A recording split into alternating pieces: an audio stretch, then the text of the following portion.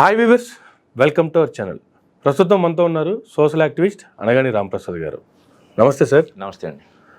రీసెంట్గా మీద ఒక వీడియో కూడా చూశాను. మహేష్ బాబు గారు ఆయన ఒక కొత్తగా వస్తున్నటువంటి సోలార్ ప్యానల్స్కి సంబంధించి ఆ కంపెనీకి సంబంధించి ఆయన బ్రాండ్ అంబాసిడర్గా ఆ కంపెనీకి పనిచేస్తున్న నేపథ్యంలో మీరు ఆ కంపెనీని టార్గెట్ చేశారా, లేదు మహేష్ బాబు గారు మీ టార్గెటా? ఏంది అసలు మీ టార్గెట్ ఏంది? దానికి సంబంధించి మీ యొక్క వీడియో ఏంది? ఆ వీడియో యొక్క సారాంశం ఏంది?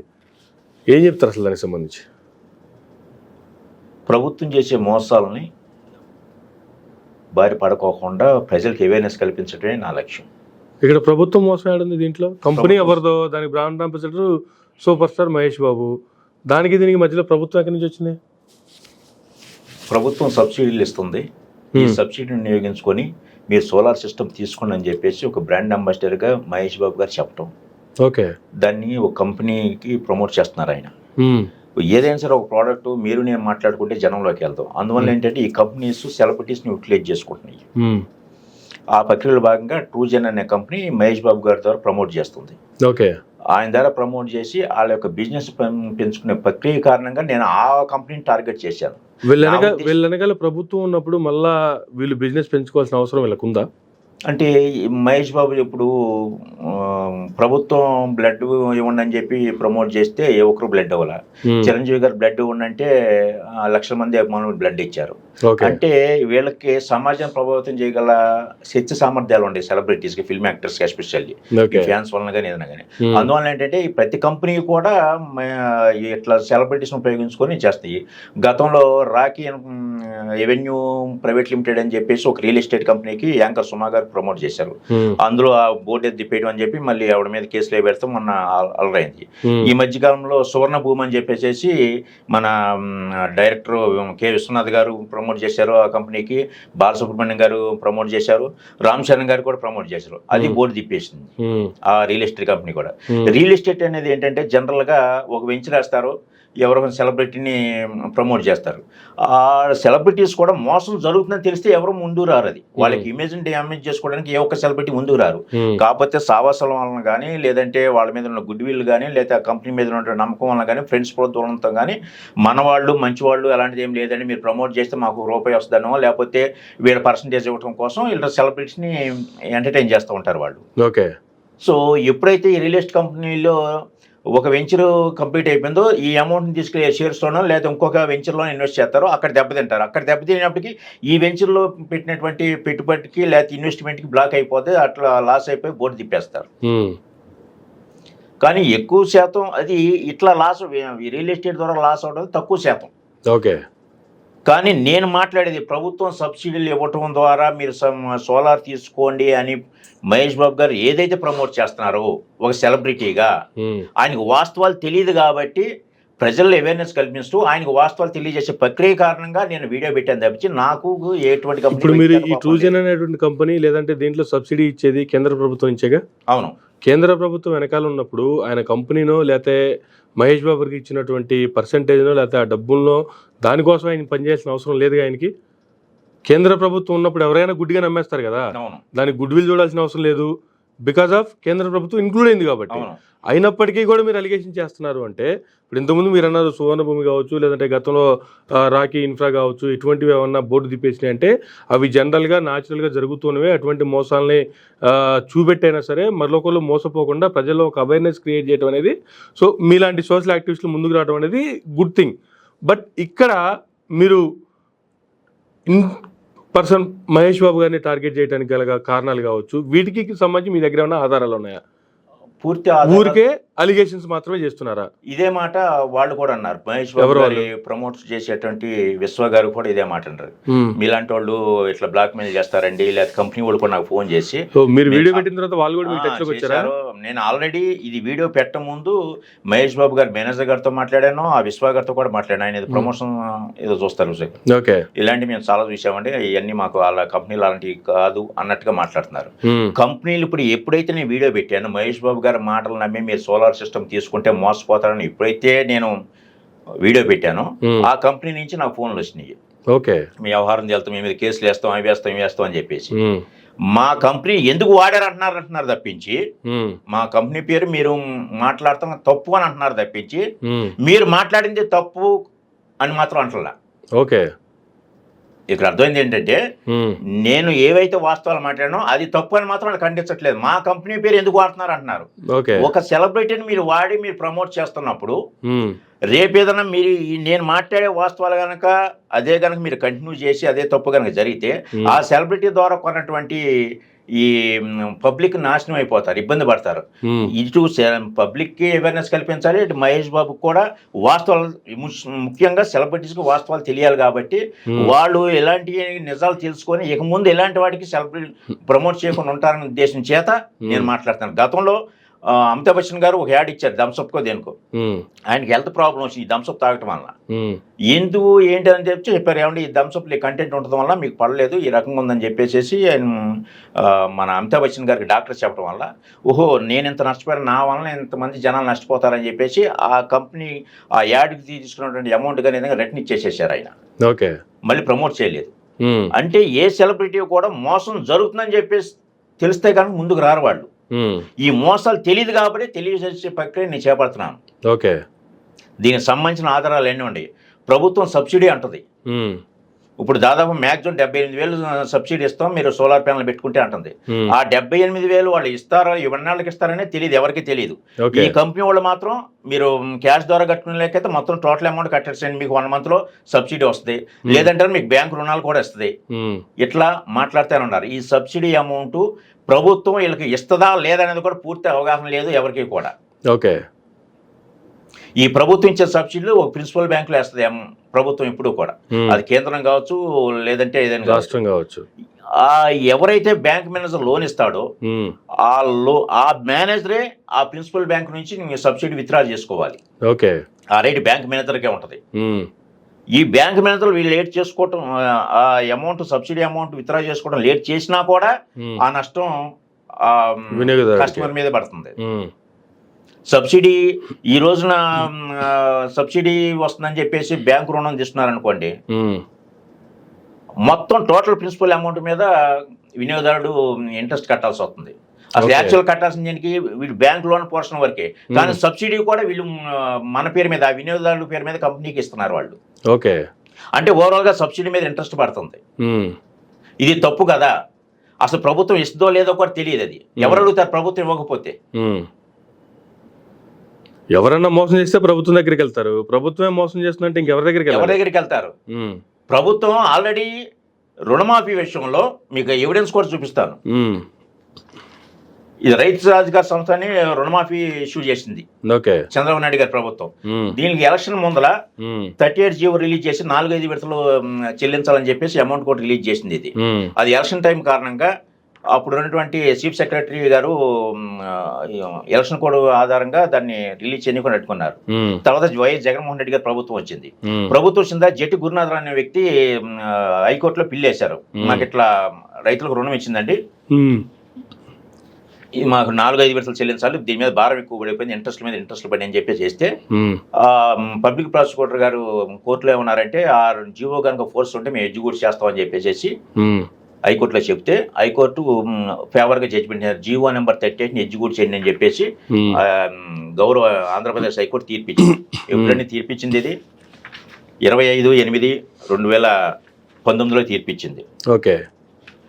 ఇది తీర్పిచ్చిన కరెక్ట్గా 1 monthకి ఆ 38 జీవోని రద్దు చేస్తూ ప్రభుత్వం 99 జీవోని రిలీజ్ చేసింది. ఓకే. అంటే హైకోర్టు తీర్పును కూడా ప్రభుత్వం ఉల్లంఘిస్తుంటే ఇంకా వినియోగదారుల పరిస్థితి ఏంటి? నేను చెప్పేది అది. ప్రభుత్వం ఇవ్వాల్సినటువంటి రుణమాఫీ ఇస్తామని చెప్పినటువంటి అమౌంట్లు ఇవ్వకపోగా హైకోర్టు తీర్పును కూడా ఉల్లంఘిస్తే ఇంకా నీకు వినియోగదారుడికి న్యాయం ఎక్కడ జరుగుతుంది? ఇక కమ్ టు ద పాయింట్, నా విషయానికి వస్తే నేను డైరెక్ట్గా నాకు జరిగిన అన్యాయాన్ని అనేక ఆధారాలతో నేను కోర్టులో లీగల్గా పోరాడాను. కేసు కూడా 100% ఆపరేషన్ సక్సెస్, పేషెంట్ అటెండెంట్కి జడ్జిమెంట్లు ఇచ్చి నన్ను వెనక్కి పిలిపించి నాతో వ్యవహారం చేశారు జడ్జిలు. ఓకే. నీకు ఇవన్నీ ఎందుకు, మిగిలిన వాళ్ళ సంగతి నీకెందుకు, నీకేం నష్టం జరిగింది అంటున్నారు. నాకు నష్టం జరిగింది, నాలాగా ఇంకొకరు నష్టపోకూడదని ఆధారాలతో లీగల్గా పోరాడుతున్నా. ఈ ప్రక్రియలో భాగంగా నేను ఇట్లా పోస్టర్స్ వేయటమే కానీ మన ఎన్వి రమణ గారికి కూడా ఈ ప్రభుత్వ పథకాల వలన రైతుల ఆత్మహత్యకు ఒక కారణం అండి, దీని మీద ఒక కమిషన్ ఆదేశించండి. సుప్రీంకోర్టులో రైతుల ఆత్మహత్య మీద కేసు ఉంది. దీనికి కేంద్ర రాష్ట్ర ప్రభుత్వం నివేదిక అడుగుతుంది సుప్రీంకోర్టు, కానీ ఏ ప్రభుత్వం కూడా నివేదిక ఇవ్వదు. ఇక్కడ మోసం చేసేది ప్రభుత్వాలు కాబట్టి మీరు కమిషన్ ఆదేశించి నా దగ్గర ఆధారాలతో అని చెప్పి నేను లెటర్ ఇవ్వడం జరిగింది స్వయంగా కలిసి. ఆల్రెడీ రాష్ట్రపతి గారికి కూడా నేను లెటరు అన్ని రాయడం జరిగింది. అక్కడి నుంచి నాకు రిప్లై లెటర్స్ కూడా వచ్చినాయి A to Z. ప్రెసిడెంట్ గారి దగ్గర నుంచి డిపార్ట్మెంట్ ఆఫ్ జస్టిస్కి లెటర్ వెళ్ళింది, పలానా ఇట్లా జరుగుతుంది, ఒక వ్యక్తి ఇలా లెటర్ రాశారని చెప్పి లెటర్ పంపిస్తూ నాకు ఒక కాపీని పంపించారు ప్రెసిడెంట్. ఏ విషయంలో ఇవన్నీ? నాకు జరిగిన ప్రభుత్వం ఇచ్చే సబ్సిడీల మీద వడ్డీ వసూలు చేయటం, ఇది మేము లీగల్గా పోరాడుతున్నాము, దీని మీద మా పర్సనల్ అకౌంట్లు కూడా సీజ్ చేశారు, న్యాయ నిబంధనలకు విరుద్ధంగా మేము లెటర్ రాసినా కూడా అని చెప్పి. రైట్, ఇవన్నీ ఓకే. గతంలో కూడా వీటి మీద మనం ఇంటర్వ్యూ చేసినట్టున్నాము. చీఫ్ సెక్రటరీ కూడా లెటర్ ఇచ్చినా గానీ ఇక్కడ నుంచి ఎటువంటి రెస్పాన్స్ లేదు. అంటే ఒక కామన్ మ్యాన్ కి న్యాయం జరిగితే దీని ఎఫెక్ట్ దేశ ప్రజలందరికీ ఎఫెక్ట్ జరుగుతుందని చెప్పేసి ప్రభుత్వం తీర్పు ఇవ్వలేని పరిస్థితుల్లో, అధ్వాన పరిస్థితుల్లో న్యాయస్థానాలు మన నాయకులు ఉన్నారు. ఓకే, అది మహేష్ బాబు గారికి తెలియపరచడం కోసం నేను ఆధారాలతో మాట్లాడాల్సి వస్తుంది. ప్రభుత్వం సబ్సిడీ ఇస్తుందని చెప్పి కనుక మీరు వెళ్ళి సోలార్ ప్యానల్ కానీ ఇంకోటి కానీ తీసుకుంటే నష్టపోయేది ఇదే. నేను టెక్నాలజీని అడ్డుపడట్లేదు, టెక్నాలజీ అవసరమే, అన్నీ కూడా దానికి పరిష్కార మార్గాలు కూడా చెబుతా. ఇదిగోండి ప్రభుత్వమే ఆదేశాలు జారీ చేస్తుంది మా విషయంలో. కలెక్ట్ ఇంట్రెస్ట్ అని బ్యాంక్ లోన్ పోర్షన్ అని చెప్పేసి మా గ్రామానికి ఇచ్చిన డిప్రికేషన్ సిస్టమ్కి మొత్తం 10 మంది రైతులకి కలిపి ఇస్తే ఇంట్రెస్ట్ ఓన్లీ లోన్ పోర్షన్ వరకు వసూలు చేయమంటే ఓకే, దానికి మా దగ్గర నుంచి 5 years సబ్సిడీ మీద కూడా వడ్డీ వసూలు చేశారు. అనుకోండి సబ్సిడీ మాకు ఎక్కడెక్కడో జమ అయింది. ఓకే, 4 years పాటు సబ్సిడీ మీద ఇంట్రెస్ట్ వస్తుంది. అసలు ప్రభుత్వం ఇవ్వాల్సిన అమౌంట్కి రైతు ఎందుకు ఇంట్రెస్ట్ కట్టాలి, సామాన్యుడు ఎందుకు ఇంట్రెస్ట్ కట్టాలి? ఆ ప్రిన్సిపల్ బ్యాంక్ నుంచి విత్డ్రా చేసుకోవాల్సిన రైట్ కూడా బ్యాంక్ మేనేజర్కి ఉందని చెప్పి కూడా ఆ జీవోస్లో ప్రభుత్వం ఇచ్చిన ఆర్డర్స్లో పాస్ చేసింది. ప్రభుత్వం ఇచ్చిన సబ్సిడీకి వడ్డీ కట్టాల్సిన అవసరం మాకు లేదు, మా అకౌంట్ మాకు క్లియర్ చేయమని మా నాన్నగారు లెటర్ సబ్సిడీ ఉన్నదానికి మళ్ళీ మనం ఎలా దానికి వడ్డీ పే చేయాలి? అదే నేను చెప్తున్నా, సబ్సిడీకి వడ్డీ కట్టాల్సి అంటేనే అది మన మీద భారం లేదనే కదా దాని మీనింగ్. అందుకనే సబ్సిడీ ఇస్తారు. అందుకనే సబ్సిడీ మీద వడ్డీ మేము కట్టాల్సిన అవసరం లేదు, మాకు సబ్సిడీ మాకు సంబంధం లేదు, మా అకౌంట్ నాది నా కుమారుడి అకౌంట్ క్లియర్ చేయండి అని చెప్పి మా నాన్నగారు బ్యాంకుకి లెటర్ రాసి ఎక్నాలజ్మెంట్ కూడా తీసుకున్నారు. ఎక్నాలజ్మెంట్ తీసుకుని మళ్ళీ మేము బ్యాంకు లోన్కి వెళ్తే మీకు లోన్ ఇవ్వడం గత లోన్ పెండింగ్ ఉంది, డిప్రికేషన్ లోన్ పెండింగ్ ఉందన్నారు. అయ్యా పలానా కోర్టులో ఉంది, కోర్టు తీర్పు ప్రకారం కట్టుబడి ఉంటానని లెటర్ రాసి మళ్ళీ ఎక్నాలజ్మెంట్ తీసుకున్నారు బ్యాంకు నుంచి. మేము కోర్టుకు వెళ్ళామని చెప్పి మా యొక్క అకౌంట్లు పండించిన పంట పర్సనల్ అకౌంట్లో జమ అయితే ఆ అకౌంట్లు సీజ్ చేశారు బ్యాంకు వాళ్ళు.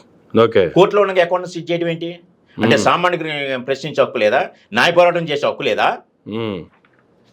సరే మొదటి కోర్టులో పోయిందని చెప్పేసి కన్జ్యూమర్ ప్రాబ్లం పోయిందని చెప్పేసి మేము మళ్ళీ బ్యాంకుకి లెటర్ రాసాం. మేము మీరు సీజ్ చేయబడిన అమౌంట్ నుంచి మేము కట్టాల్సింది ఏమంటే కట్టించుకోండి, మేము కోర్టు తీర్పు ప్రకారం కట్టుబడి ఉంటామని చెప్పేసి మళ్ళీ లెటర్ రాసి అక్నాలజ్మెంట్ తీసుకున్నాం. దీనికి బ్యాంకు వారు ఏం చేశారంటే మీకు మాత్రమే సబ్సిడీ మీద వడ్డీ ఏదైతే వసూలు చేశామో ఆ వడ్డీ మీకు వెనక్కి ఇస్తామని లెటర్ పంపించారు. బ్యాంకు వాళ్ళు మాకు లెటర్ పెట్టి ఇచ్చారు. ఓకే, అది మామూలుగా అయితే తీసుకుని ఏదో కోర్టుకి వెళ్ళక ముందు మమ్మల్ని ఇబ్బంది పెట్టక ముందు అయితే నేను యాక్సెప్ట్ చేసాను ఏదో పొరపాటు జరిగిందని చెప్పేసి. మమ్మల్ని ఊళ్ళో అందరి ముందులా పొరుగు తీసే విధంగా మా అకౌంట్ సీజ్ చేసి అల్లరపాలు చేసి ఇవాళ మీకు సబ్సిడీ మీద ఇంట్రెస్ట్ చేసాము అది వెనక్కి ఇచ్చేస్తాము మీరు తీసుకోండి అని కాంప్రమైజ్ కమ్మని చెప్పి మాకు లెటర్ రాస్తే అది కూడా ఇదిగోండి మాతో పాటు ఇచ్చిన 10 మంది రైతులకి సబ్సిడీ అమౌంట్లు వాళ్ళు క్లియర్గా ఇచ్చారు. మీకే కాదు అందరికీ కూడా 4 సంవత్సరాల తర్వాత సబ్సిడీ జమ అని చెప్పి మాకు క్లియర్గా ఇచ్చారనేటువంటి ఇవన్నీ రైట్ ఇన్ఫర్మేషన్ ద్వారా సేకరించిన ఆధారాలు ఇవన్నీ కూడా నేను నా ఒక్కడికి జరగలేదు.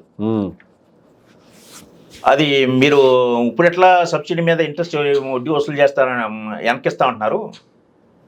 అది మీరు మొదట్లో ఇచ్చేసినట్టయితే ఒక రైతుకు మేము కోర్టుకి వెళ్ళక ముందు మీరు ఇచ్చేసినట్టయితే ఏకీపించుకొని మీరు ఎటువంటి సర్దుబాటు చేయొద్దు, మేము కోర్టులోనే తెలుసుకున్న న్యాయపరంగా చర్యలు తీసుకుంటేనే మళ్ళీ లెటర్ రాస్తే కోర్టులో మేము సబ్సిడీ మీద ఇంట్రెస్ట్ వసూలు చేస్తే వెనక్కిస్తా ఉన్నామని రైతే వద్దన్నాడని చెప్పి ఈ లెటర్ని బేస్ చేసుకొని వాళ్ళు కోర్టుని మేనేజ్ తప్పుదావ పట్టించారు. అంటే ముందు మేము రాసిన లెటర్లు ఏవి కూడా పరిగణలోకి తీసుకోలేదు. సబ్సిడీ మీద మాకు వడ్డీ వసూలు చేయడం మీద నేరం, మాకు సంబంధం లేదు, అది దాన్ని మా అకౌంట్ క్లియర్ చేయమన్నా లేదు, కోర్టు తీర్పు ప్రకారం కట్టుబడి ఉంటామని లెటర్ రాసింది వాళ్ళు పట్టించుకోకుండా ఈ రకంగా ఈ లెటర్ని బేస్ చేసుకొని ఇచ్చేశారు. అది కాకోకుండా ప్రభుత్వం ఇష్యూ చేసేటప్పుడు ఏమో జరుగుతుందంటే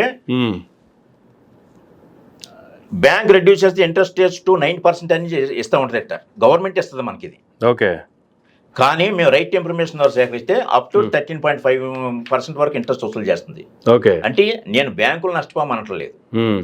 ఈ 9% పోను ఆర్బీఐ రూల్స్ ప్రకారం ఎంత అయితే ఇంట్రెస్ట్ వసూలు చేస్తుందో ఆ ఎక్సెస్ అమౌంట్ ప్రభుత్వం ఇవ్వాల్సింది అది కస్టమర్ దగ్గర నుంచి వసూలు చేస్తుంది. ఓకే, సరే, రైట్, బాగుంది. ఇవన్నీ జరుగుతున్నాయి, సబ్సిడీ మీద కూడా రైతులే నష్టపోతున్నారు అనేటువంటిది మీ దగ్గర ఉన్నటువంటి బ్యాంకుల తరపు నుంచి కావచ్చు, మీరు వేసినటువంటి పిల్స్ మీద మీరు తీసుకున్నటువంటి రైట్ ఇన్ఫర్మేషన్ యాక్టివిటీకి సంబంధించి మీ దగ్గర ఉన్నటువంటి ఆధారాలు. ఈ ఆధారాలకు సంబంధించి ఇప్పుడు ఈ కంపెనీ మీద ఇలాగే జరుగుతుంది తీసుకుంటే అనేది మీ ఉద్దేశమా, లేదు సబ్సిడీ ఇచ్చే దాని మీద పరిస్థితులు ఎలా ఉంటాయి అని అవేర్నెస్ చేయడం మీ ఉద్దేశమా ఏంది ఇప్పుడు దీంట్లో మీద? 100% ఇదే జరుగుతుంది. ఓకే. బ్యాంకు అనేది ఒక వ్యవస్థ, అది ఆర్బీఐ కింద పనిచేస్తుంది. బ్యాంకుతో లింక్ చేయబడిన ప్రభుత్వ పథకాలు ఇవి. ఓకే. ఏ పథకం అయినా సరే ప్రభుత్వం రిలీజ్ చేయాలంటే అది బ్యాంకులతో లింక్ చేయబడి ఉంటుంది. రాష్ట్రానికి పథకాల్లో తేడా ఉండొచ్చు, కానీ బ్యాంకుతో లింక్ చేయబడినప్పుడు ఇంటర్నల్ ప్రొసీజర్ అంతా ఒకటే.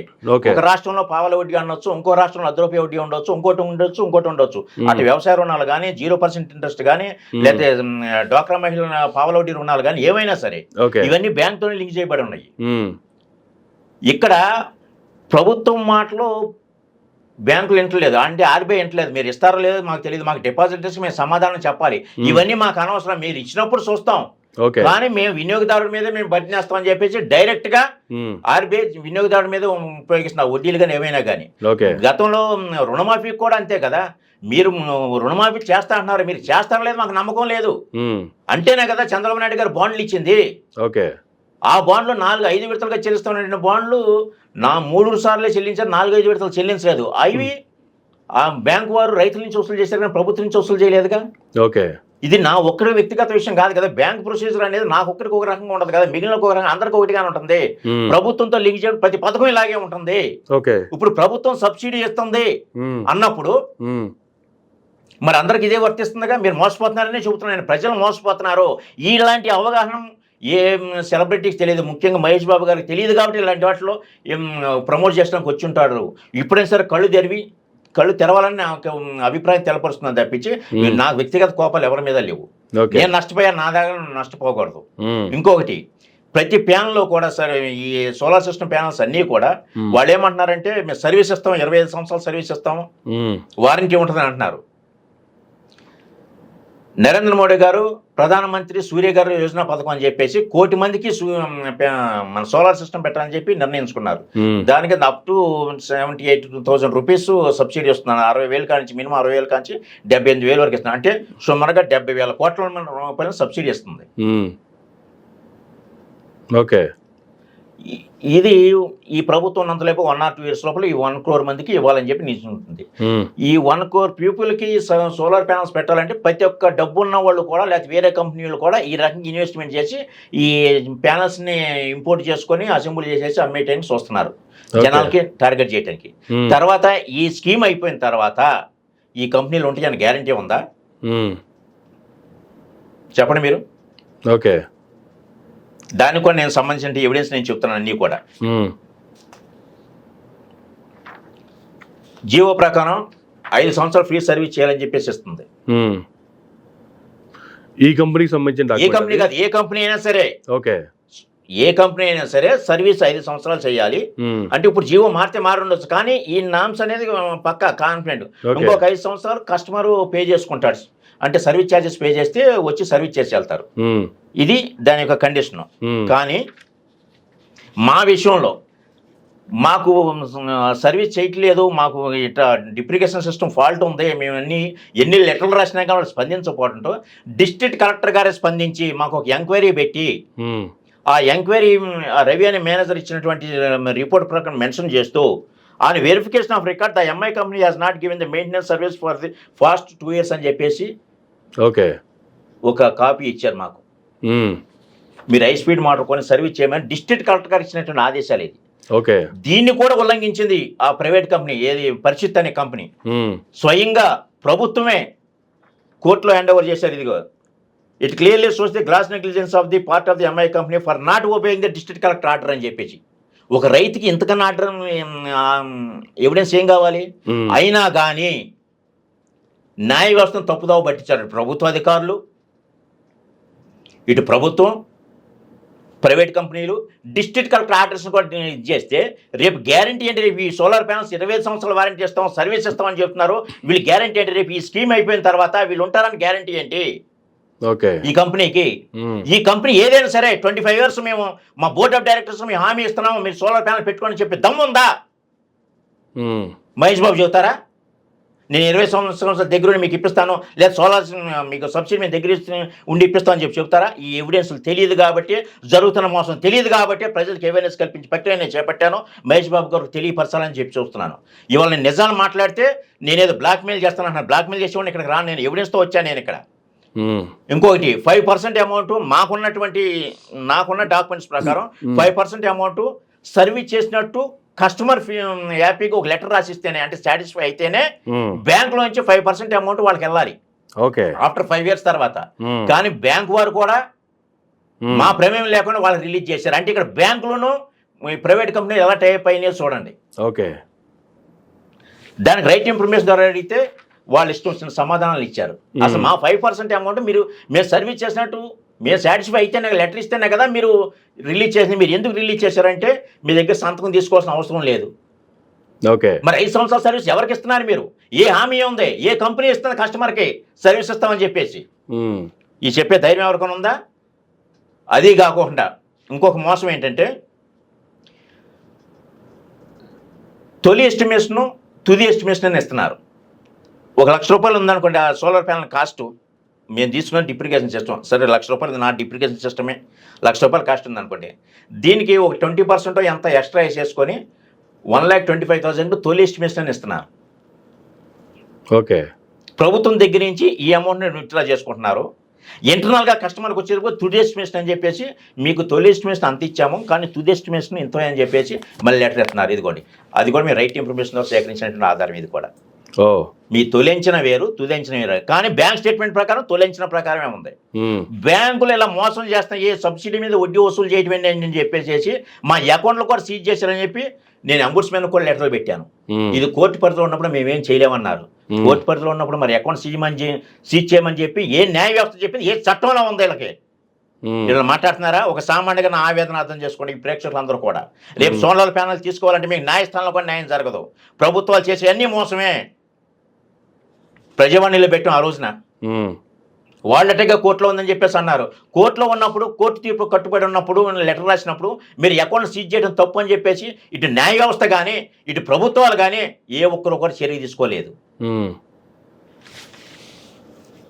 కలెక్టర్కి రాసినట్లు అన్నీ మేము ఒక ఇది కాదు మీరు రాసింది, అన్ని రిజిస్టర్ పోస్టులు చేసి అన్ని ఆధారాలు సేకరించి ఒక్కటి కాదు, మీకు తీసుకొచ్చిన కొన్ని మాత్రమే, చాలా ఉన్నాయి వీటి మీద. సో ఓకే రైట్, మీ దగ్గర అన్ని ఆధారాలు ఉన్నాయి. ఏ విధంగా కంపెనీలు కావచ్చు త్రూ గవర్నమెంట్ ఏ విధంగా సామాన్యుల నెత్తిన భారం వేస్తుంది, ఏ విధంగా మోసం చేస్తుంది అనేది రైట్. ఇప్పుడు ఫైనల్గా మీరు ఏం చెప్పదలుచుకున్నారు సార్? ప్రజలకి ఏం చెప్పదలుచుకున్నారు? ఈ రకంగా మహేష్ బాబు గారు చెప్పారనో, చిరంజీవి గారు చెప్పారనో, అమితాబ్ బచ్చన్ గారు చెప్పారనో, లేకపోతే ఇంకో సెలబ్రిటీ చెప్పారనో, నాకు నచ్చిన హీరో చెప్పారనో, రకరకాలుగా ఇన్వెస్ట్మెంట్ చేసి లేదా రకరకాల ప్రొడక్ట్స్ కొని నష్టపోతున్నటువంటి వారికి ఏం చెప్పదలుచుకున్నారు మీరు? ఫైనల్ వర్డ్స్ ఏం చెప్తారు? ఇప్పుడు కేంద్ర ప్రభుత్వం దాదాపు 70,000 కోట్ల పైసలకు ఈ సోలార్ ప్యానల్కి తీసుకున్న వాళ్ళకి మేము సబ్సిడీ ఇస్తామని చెప్పేసి బడ్జెట్లో పెట్టింది. అసలు అంత సబ్సిడీ ఇవ్వాల్సిన అవసరం ఏంటి? రైతులను ఒక భ్రమలో పెట్టడం తప్పించి సబ్సిడీ ఇవ్వాల్సిన అవసరం ఏంటి? నేను ఇవ్వద్దని అంటలా, అది న్యాయబద్ధంగా ఉండాలి. ఇప్పుడు ఆరోగ్యశ్రీ ద్వారా స్టంట్లు వేస్తున్నారు, లేదంటే బాల్స్గా వేస్తున్నారు. ఆ మెటీరియల్ ఏ కంపెనీ సప్లై చేసినా కానీ గవర్నమెంట్ ఒకటే రేటుకి ఇస్తుంది కదా. నువ్వు ఎక్కడ ఆపరేషన్ చేసుకున్నా, నువ్వు అపోలోలో ఆపరేషన్ చేసుకున్నా లేదా ఇంకోసారి ఆపరేషన్ చేసుకున్నా కానీ ఆ స్టంట్ కాస్ట్ వీళ్ళు ఒక డైమెన్షన్ ఇస్తారు ప్రభుత్వానికి. ఇదిగో ఈ డైమెన్షన్స్ ప్రకారం కావాలి మీరు సప్లై చేయండి అంటారు. ఏ కంపెనీ కానీ ఒకటే రేట్ ఇస్తుంది కదా.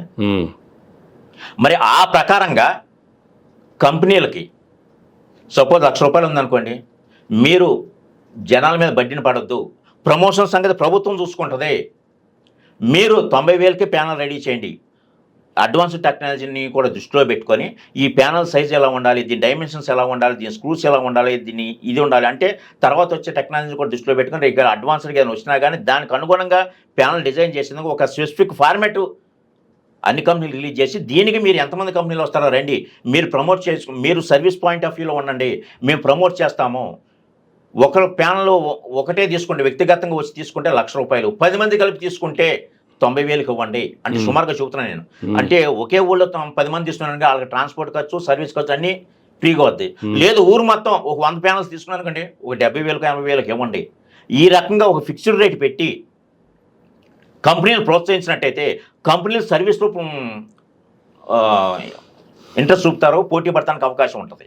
ఓకే, మరి అలా చేయకోకుండా ఈ సబ్సిడీ అమౌంట్లు ఇస్తామని చెప్పేసి సబ్సిడీ కంటే కూడా ఈ ప్రిన్సిపల్ అమౌంట్ ఏదైతే ఉందో ఈ ప్రైవేట్ కంపెనీల దగ్గర నుంచి అధికారులు, రాజకీయ నాయకులు, లేకపోతే ఆ కంపెనీని గవర్నమెంట్ యాక్సెస్ చేయడం కోసం, లంచాలు తీసుకోవడం కోసం ఈ వాల్యూ యొక్క ప్రిన్సిపల్ అమౌంట్ మీద వాల్యూ పెంచేసేసి ఈ 78,000 కోట్లు ఏదైతే ఉంటుందో ఈ అమౌంట్ వాల్యూ పెంచేసి ఈ 1 కోటి మంది దగ్గర నుంచి వెనక్కి వసూలు చేసుకునే ప్రక్రియ. కాకపోతే ఏంటి, అంతకుముందు 2G స్కామ్ అని లేకపోతే యూరియా స్కామ్ అని ఏమైనా ఉండే, అప్పుడు ఇంత టెక్నాలజీ లేదు కాబట్టి ఇదైపోయింది. ఇప్పుడు ఎక్కడెక్కడ టెక్నాలజీ ఉంది కాబట్టి ఎవరైనా స్కామ్ చేస్తున్నా తెలుస్తుంది.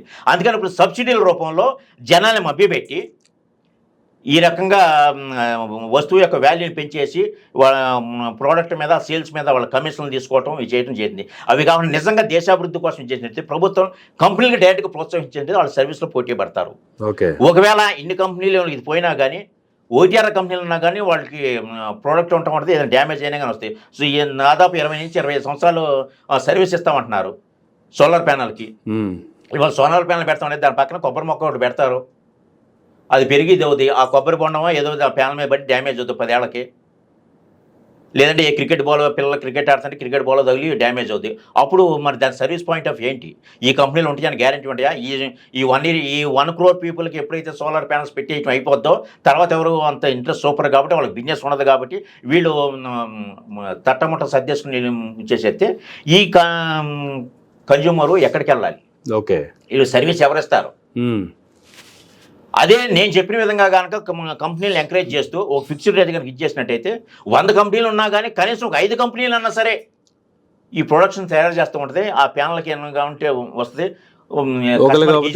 సర్వీస్ చేస్తారు, ఈజీగా ఉంటుంది. ఈ రకంగా చేయకోకుండా ఈ వేల కోట్ల రూపాయలని జనాలకి ఏదో ఇస్తున్నాం, మీకు సబ్సిడీ ఇస్తామని చెప్పి ఉసుగొలపడం దేనికి? ఈ కంపెనీల అత్యుత్సాహంతో సెలబ్రిటీని ఉపయోగించేసి మా మహేష్ బాబు చెప్పాడు, మా చిరంజీవి చెప్పాడు, మా పవన్ కళ్యాణ్ చెప్పాడు, మా బాలకృష్ణ చెప్పాడని చెప్పేసి జనాలు ఎగబెడుకుంటుంది దానికి. అది ఒకవేళ పని చేయకపోతే సర్వీస్ ఇచ్చే దిక్కు కూడా లేదు. నాకు కలెక్టర్ గారి ఆదేశాలను లెక్క చేయలేదు. మరి దాని మీద యాక్షన్ తీసుకుని సరే మీ కంపెనీ వాళ్ళకి ఎవరికైనా పరిస్థితి కంపెనీ నేను నిర్మోహంగా చెబుతున్నాను, డిస్ట్రిక్ట్ కలెక్టర్ ఆదేశాలనే నెగ్లెక్ట్ చేసింది, కోర్టులో తప్పుదావ పెట్టి ఇచ్చిన కోర్టుని. మరి అలాంటి కంపెనీలు చూస్తా కూర్చోవాలా? వాళ్ళ మూలనే కదా ఇంత ధైర్యంగానే మాట్లాడటానికి. పోనీ మీరు ఇది కాదు, మాకు ఇదే సంబంధం లేదు అని చెప్పి ధైర్యం ఉందా? కంపెనీలు వాళ్ళే చెబుతారు మొత్తం అమౌంట్ మీరు కట్టేయాల్సిందే, సబ్సిడీ నెలకు వస్తుందని వీళ్ళు చెబుతున్నారు.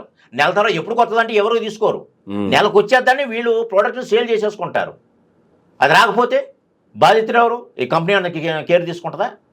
ప్రభుత్వం ఇచ్చేదానికి కంపెనీ వాళ్ళకి ఏం సంబంధం? అది ఎప్పటికెత్తుందో మాకు తెలియదు అంటారు. ఓకే, ఇది మోసం కాదా? మాకు జరిగిన రెండో రైతు జరగకూడదని చెప్పి ఓపెన్ ఛాలెంజ్, ఇప్పటికైనా సరే ఓపెన్ ఛాలెంజ్ చేస్తున్నా. నేను చెప్పిన అబద్ధాలు అని చెప్పేసి ఏ కంపెనీ వారైనా సరే, ఇప్పుడు ఈ ట్రూజన్ కంపెనీ వాళ్ళు స్టాఫ్ ఏదో ఫోన్ చేసి నా మీద అనేక రకాల మీ దగ్గర ఏ ఆధారాలు ఉన్నాయి, మేము ఎంత చూస్తాం, నాది ఇది అంటున్నారు. వాళ్ళకి ఒక్కరికి చెప్తున్నా, వాళ్ళతో మాట్లాడే స్థాయి నాది కాదు. నేను ఆధారాలతో పోరాడుతున్నా. నాకు మీరు కేసు పెడితే నాకు లీగల్ టైం ఉంది, వాలంటీర్ లీగల్ టీం ఉంది, అన్ని రకాలుగా నేను ఎదుర్కోవడానికి నేను సిద్ధంగా ఉన్నా. నేను అల్లమాషి అంత అల్లటప్పగా ఏమి లేను, దేనికైనా సిద్ధంగా ఉన్నా. నేను చెప్పిన మాటలు అబద్ధమైన మీరు భావించినట్లయితే రండి, ఓపెన్ డిబేట్కి సిద్ధంగా ఉన్నా. నేను ఆధారాలతో వస్తా, ప్రజాక్షేత్రంలోకి వస్తా, ఎక్కడికైనా సరే. ధైర్యం ఉందా? ఇప్పటికైనా సరే మహేష్ బాబు గారు ఇలాంటి వాస్తవాలు తెలుసుకొని ఇలాంటి ప్రమోట్ చేయదు. పక్కా 100% వాస్తవం. రియల్ ఎస్టేట్ అంటే ఈ వెంచర్ వరకు బాగానే ఉండొచ్చు, తర్వాత వెంచర్లో పెట్టుబడి పెడతాం వల్ల మోసపోవడం వల్ల ఈ వెంచర్ నష్టం జరుగుతుంది తప్పించి ఇది అట్లా కాదు, 100% మోసం జరుగుతుంది. ఓకే, ఇప్పటికైనా సరే ఈ ప్రభుత్వ పథకాల్లో ఆర్బీఐ పని ఆర్బీఐ చేసుకుంటుంది, ప్రభుత్వం చేసే పని ప్రభుత్వం చేసుకుంటుంది. ఆర్బీఐ మాకు అంగీకరించింది అంటున్నారు. అంగీకరించినప్పుడు ఓన్లీ వినియోగదారుడి యొక్క లోన్ పోర్షన్ వరకే వడ్డీ వసూలు చేస్తామని చెప్పేసి ఆర్బీఐ అన్న కాగితం రిలీజ్ చేసిందా? చెప్పమనండి వెళ్ళని ఏ కంపెనీ అధికారిని సరే. మేము సర్వీస్ ఇస్తామని చెప్పి ఈ కంపెనీ బోర్డ్ ఆఫ్ డైరెక్టర్స్ కానీ మెంబర్స్ కానీ ఎవరైనా సరే ఆ వినియోగదారుడికి బాండ్ పేపర్ మీద సంతకం చేసి ఇచ్చేది ఉందా? చెప్పండి, నేను మాట్లాడినాక. ఓకే, ఇవన్నీ కూడా ఇప్పుడు ఇట్లా ఈ స్కీములు పెట్టి జనాల్లోకి పబ్లిసిటీ చేయడం వలన ప్రమోట్ చేసేటువంటి వీళ్ళు బాగుపడతారు, ఫిల్మ్ యాక్టర్స్, వాళ్ళకి ఎంతో కొంత రెమ్యునరేషన్ ఉంటుంది, కంపెనీలు బాగుపడతాయి, అధికారులు బాగుపడతారు, ఆయా డిపార్ట్మెంట్కి సంబంధించిన నాయకులు బాగుపడతారు తప్పించి వినియోగదారుడికి నష్టమే. ఓకే, వినియోగదారుడికి దాదాపు ₹1,00,000 అంటే నెలకు ₹2,000 వడ్డీ అవుతుంది, ₹2 వడ్డీ వేసుకున్నా కానీ. అంటే కరెంటు బిల్లు మిడిల్ క్లాస్ వాళ్ళకి 1000 కన్నా ఎక్కువ రాదు మ్యాక్సిమం, ఆన్ యావరేజ్ నేను చెప్పేది. ఈ 2,000 వడ్డీ కట్టిన అదే అంటే మీకు జీరో, మీ కరెంటు బిల్ జీరో అని చెబుతున్నారు. అవన్నీ అయ్యే పనులు కాదు. ఏది వీళ్ళ దగ్గర ప్రొడక్ట్ అయినటువంటి ఈ విద్యుత్ ఏదైతే ఉంటుందో ఎక్స్ట్రా విద్యుత్ వాళ్ళు గవర్నమెంట్ కొనుక్కొని అవి చేసిన తర్వాత ఈ సోలార్ ప్యానల్ పనిచేయకపోతే, వీళ్ళు సర్వీస్ ఇవ్వకపోతే, ఈ కాస్ట్ ఇవన్నీ ఇంట్రెస్ట్ అని లెక్కేసుకుంటే మీరు ఇచ్చేది ఎంత? ఓకే, అవన్నీ దృష్టిలో పెట్టుకుని దేశానికి న్యాయం చేయాలి. మన మేలుగు ప్రతి ఒక్క ప్రజలు గుర్తుపెట్టుకోవాలని చెప్పి ప్రభుత్వం భావించినట్టు కేంద్ర ప్రభుత్వం నేను చెప్పినట్టుగా ఓపెన్ ప్లాట్ఫామ్ మీద రేట్లు తగ్గించిన ఇప్పుడు స్టంట్లకి వీటికి ఏ రకమైతే ఫిక్స్డ్ రేట్ పెట్టారో అట్లా అన్ని కంపెనీలకు ఓపెన్ ఆఫర్ పెట్టండి. ఓకే, మీరు అంతేగాని ఈ 70,000 కోట్ల పైసలకు ఏదైతే బడ్జెట్లో పెట్టారో ఈ అమౌంట్ రిలీజ్ చేసినట్టు బడ్జెట్లో చూపించేసి ఈ ప్రోడక్ట్ యొక్క వాల్యూని అసలు వాల్యూ కంటే రేట్లు ఎక్కువ పెంచేసేసి ఆ అమౌంట్లు మీరు తీసుకొని మీరు జేబులోకి వేసుకోవడానికి కాదు, ప్రజలను మోసం చేయడానికి కాదు. ఇది కాదని చెప్పే ధైర్యం ఏ పార్టీకైనా ఉందా? ఇప్పుడు కేంద్ర ప్రభుత్వం ఇస్తుంది, ఆ కూటమిలో ఉన్నటువంటి చంద్రబాబు నాయుడు గారు కానీ లేదా పవన్ కళ్యాణ్ గారు కానీ వీళ్ళు కాదని చెప్పే ధైర్యం ఉందా? వీళ్ళే కాదు, ఏ పార్టీ కూడా, దేశంలో ఏ పార్టీ కూడా నేను చెప్పే మాటలు తప్పు అని చెప్పే ధైర్యం ఎవరికన్నా ఉంటే నేను ఒప్పించాలని చేస్తా. బహిరంగంగా చర్చకి సిద్ధంగా ఉన్నా నేను. ఓకే, ఇది వాస్తవాలు కళ్ళు తెరిపించాలి జనాలకి, ఇలాంటి సెలబ్రిటీస్ కూడా కళ్ళు తెరిపించాలని చెప్పి నేను మాట్లాడటానికి వచ్చాను తప్పించి నాకు వ్యక్తిగతంగా ఎవరి మీద కోపం లేదు. రైట్ సార్, థ్యాంక్ యూ అండి, థ్యాంక్ యూ వెరీ మచ్ అండి. ఇదండి సోషల్ యాక్టివిస్ట్ అనగానే రాంప్రసాద్ గారి యొక్క ఆవేదన. అనేక కంపెనీలు ఏ విధంగా సబ్సిడీ పేరుతో మోసాలు చేస్తూ ఉంటే, సబ్సిడీ ఇస్తామని చెప్పి ముందు వాళ్ళ ప్రోడక్ట్ సేల్ చేసుకుని ఆ తర్వాత సర్వీసింగ్లో కావచ్చు లేదా మనకు సబ్సిడీ వచ్చేటువంటి అమౌంట్లో కావచ్చు, బ్యాంకులు ఈవెన్ డిస్ట్రిక్ట్ కలెక్టర్ గారు ఇచ్చినటువంటి లెటర్ను కూడా వాళ్ళు ఆధారంగా తీసుకోలేదు, దాని మీద కూడా వాళ్ళు యాక్షన్ తీసుకోలేదు. అయితే మాకేంటి అనే యాంగిల్లో కోర్టులనే మేనేజ్ చేస్తున్నారు. అంటే సామాన్యుడికి ఇటువంటి వాటిని నమ్మి మహేష్ బాబు గారు చెప్పారనో, లేదంటే మెగాస్టార్ గారు చెప్పారనో, ఇంకొక ప్రముఖ హీరో చెప్పారనో, ప్రముఖ సెలబ్రిటీ చెప్పారనో నమ్మి మోసపోకండి, మోసపోయి అనవసరంగా మీ డబ్బులు పాడు చేసుకోకండి అనేటువంటిది వారి యొక్క ఆవేదన. సో ఇది ఈనాటి ఇంటర్వ్యూ. మరొక ఇంటర్వ్యూ మళ్ళీ కలుద్దాం. చూస్తూనే ఉండండి మైరా మీడియా.